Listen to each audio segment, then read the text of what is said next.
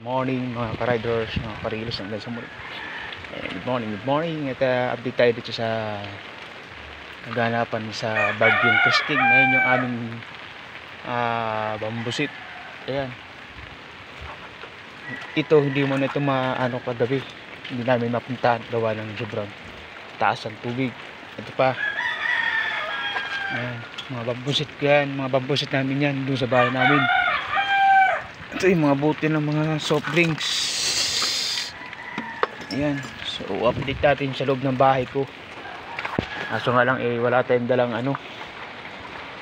tayong dalang susi. Ayan. Talagang yung loob ng bahay namin ay napasok talaga siya ng tubig. Hindi na kami makatawid dito kagabi at talagang grabe yung grabe yung tubig na rip ko puta grace. Ayan mga riders, aking rep tumbahan na. Ayan, putik. Ayan yung rep ko natumba na.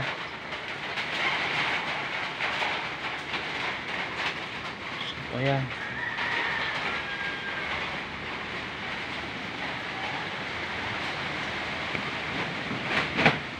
Ayan yung rep natumba na.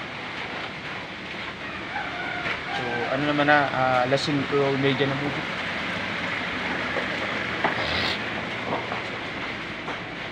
Loob niyan hindi ko pa alam at kasi wala tayong dalang susi mga riders. Pero check ko yung loob niyan, hindi ko pa alam.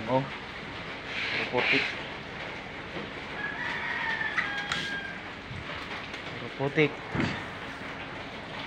Ayan ang sitwasyon dito sa amin. Baha.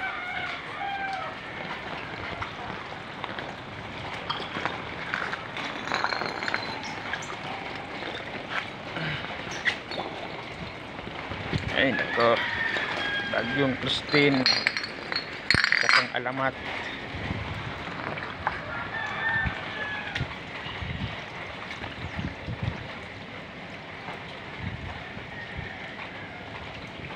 Ayan. Basta ito lubog na lubog ito.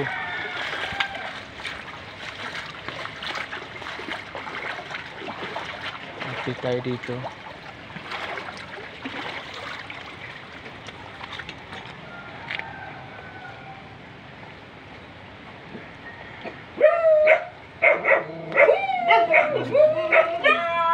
Buhay naman pala yung aso. Engineer, akala ko ay nalubog sa baha kasi nga mga nakatali. Ito yung kalsada namin. Baha. Ito kasi yung pinag-abangan namin. Ayan, riders, parang hindi magbabaha. Ayan, irrigation yan. Pumantay na. Makikita niyo mga riders. Ayan, pumantay na siya. Ayan yung irrigation, pumantay na. Ayan. So kaya walang magagawa kundi ang lumisan muna rin sa bahay na yan kasi grabe nga ang flow ng tubig. Sobrang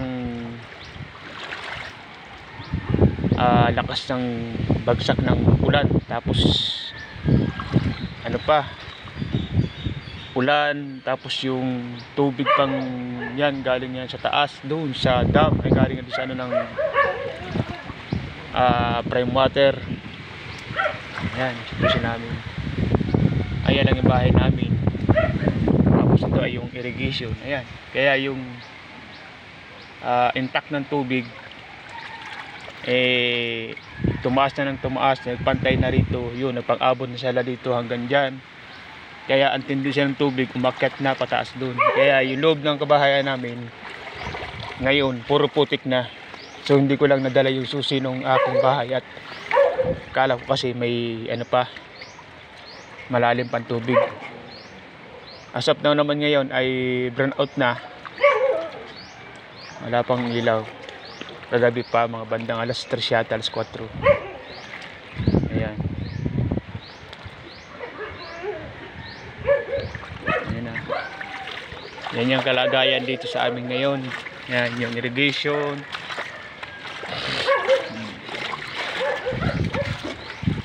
Irrigation.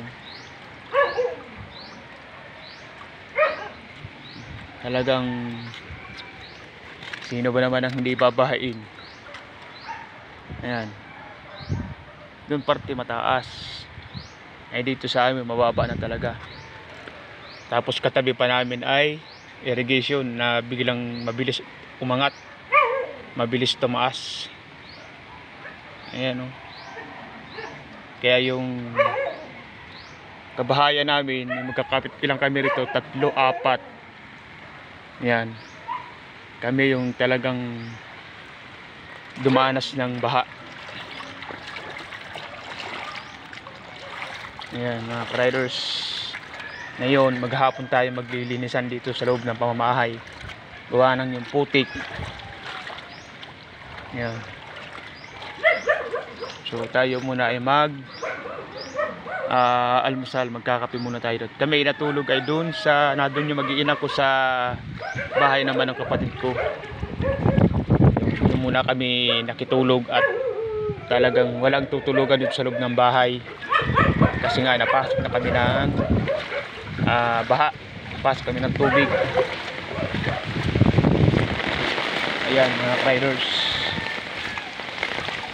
Ito mapapansin nyo ito, wala na, hindi mo na makikita ito, halos ang tubig dito nandito na. Isipin mo yan, hanggang dito na ang tubig sa may sun visor na ito. Yan, hanggang dyan ang tubig yan. Kaya ito malabo na umandar itong tricycle ito umaandar ito mga riders, pero sa ngayon malabo na umandar yan kasi napasok na siya ng tubig. Yung makina niyan saka yung ano niya napasok na yan. Ayan, ang nangyari pagkatapos ng baha. Ito na yung sitwasyon natin ngayon. Yung kusina niyan, hindi ko pa alam. Kasi wala akong dalang susi. Right. So yan na muna mga karadors. Update ko kayo at mamaya ay kami naman ay maglilinisan dito sa loob. Gigisingin ko lang yung asawa ko. Nakapilang muna kami doon. Tapos punta na kami dito. So ayan.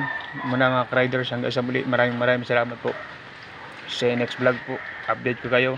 Bye.